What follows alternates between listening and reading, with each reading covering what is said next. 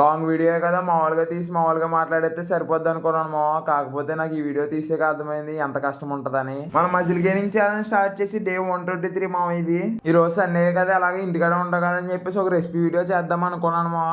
అనుకోవడం కాదు, కన్ఫర్మ్ గా చేద్దాం కదా అని ఫిక్స్ అయిపోయాను ఈ రోజు నేను.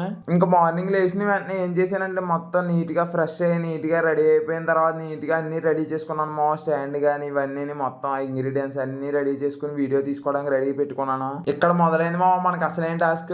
ఇక్కడ నుంచి ఏమైందంటే నీట్ గా అన్ని క్లిప్స్ కానీ అన్ని తీసేసాను. కానీ ఎలా స్టార్ట్ చేయాలో అర్థం కావట్లేదు. అలా క్లిప్స్ ఇన్పుట్ చేసుకుని అలా ఆలోచిస్తూ ఉన్నాను మా. ఒక గంట వరకు ఏం ఆలోచన రాలేదు. ఇంకా ఆలోచించి టైం వేస్ట్ అని చెప్పేసి స్టాండ్ కి ఫోన్ పెట్టేసి డైరెక్ట్ వెళ్ళిపోయాను మా మాట్లాడడానికి.